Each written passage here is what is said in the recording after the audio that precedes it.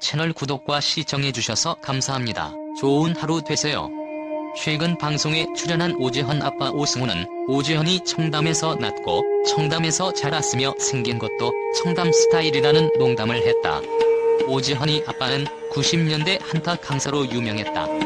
수학에는 수학의 정석이 있고 국사에는 홈런 국사가 있다는 말이 있을 정도로 국사를 대표하는 문제집이었다. 히트 문제집인 홈런 국사의 저자가 바로 오재헌이 아빠이다.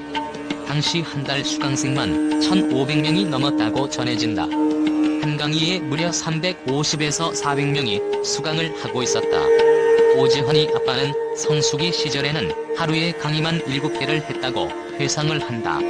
새벽 5시 반부터 밤 10시까지 풀강의를 한 것이다.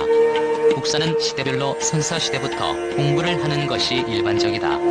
그런데 오재헌이 아빠는 분류사 공부법을 내놨다. 한국사 내의 정치, 경제, 사회, 문화 파트를 각각 따로 편찬한 것이다. 본래 강의실은 크기가 작아서 50여 명이 들어갈 정도인데 그 강의실 벽을 터서 강의를 하게 됐다. 그만큼 수많은 수강생이 몰렸다고 한다. 당시에는 오프라인 강의만 하다 보니 각 지역마다 한타가 따로 있었다면서 겸손한 모습을 보였다. 유재석은 타짜로 치면 이쪽엔 짝기 저쪽엔 아기가 있었던 거냐고 농담을 건넸다. 오재헌 아빠는 학생들은 15분마다 집중력을 잃는데 그때마다 단원과 관련된 재밌는 에피소드를 방출하는 것이 자신만의 강의 팁이라고 밝혔다. 학생들에게 또 다른 재미를 줄 방법을 고민하다가 옷을 입을 때도 고민을 하면서 입게 되었다.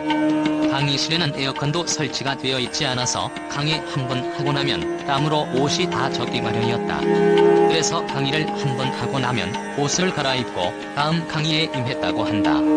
이왕이면 특이한 옷을 입는 게 아이들에게 즐거움을 줄 수 있을 것 같아서 패션에 신경을 쓰게 되었다고 전했다. 아이들끼리 오늘은 선생님이 무슨 옷을 입고 올까?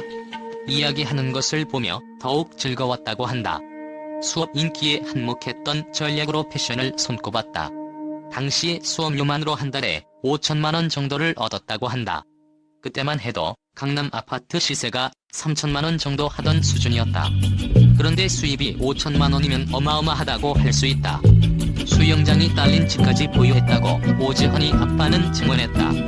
마당도 상당히 넓어서 오재헌이 친구들을 데려와서 집 마당에서 2박 3일 캠핑을 하기도 했다. 현재도 엄청난 자산가냐고 물어보는 질문에 대해서는 사람이 처음부터 끝까지 잘 되는 사람이 많지 않다라고 했다. 인생에는 굴곡이 있다고 말을 하며 오재헌 아빠는 돈 쓰는 걸 좋아해하고 말했다. 명품을 좋아하는 것에도 장점이 있다고 하면서 어려울 때 명품을 팔아서 몇 년 버텼다라고 전했다. KBS 18기 공채 개그맨으로 데뷔한 오재헌은 데뷔를 하자마자 유명해졌다. 꽃보다 아름다워 안녕나는 민이라고 해등을 히트시키면서 활약했던 오재헌은 아버지가 내가 못생겼다는 것을 인정 안 한다라고 말했다. 오재헌은 얼굴이 아닌 성대모사로 개그맨 시험에 합격을 했다고 증언했다. 시험 당시에 생활 사투리가 유행이었는데 생활 사투리 시연을 하면서 반응을 이끌어냈다. 마음의 준비 없이 개그맨 시험에 덜컥 붙어버린 오재헌은 갑작스럽게 바빠지게 되었다. 그리고 인기를 구가하던 시절에도 아버지와의 단절은 여전했다. 그때 오재헌에게 와닿았던 한 가지 이야기가 있다. 히말라야 원정대가 겪으면서 한 말이었다. 한국인들의 급한 성질 때문에 3일 정도 걸리는 길을 단 하루 만에 돌파를 한 원정대가 있었다. 셰르파들이 더 이상 못 가겠다고 주저앉았다. 원정대는 빨리 가자고 했다. 하지만 셰르파는 몸은 여기까지 왔으나 아직 마음은 따라오지 않았소라고 했다. 당시 오재헌은 자신의 마음도 그런 상태였다고 회상했다. 내가 생각하지 않은 일이 갑자기 일어나게 되어서 아버지의 관계까지 돌볼 여유가 없었던 것이다. 다시 아버지와 가까워지게 된 계기는 할머니의 병환이었다. 아버지가 오재헌에게 연락을 해서 손자가 된 도리로 할머니에게 가봐야 하는 것 아니냐고 했다. 그리고 스스럼 없이 오재헌이 찾아왔다.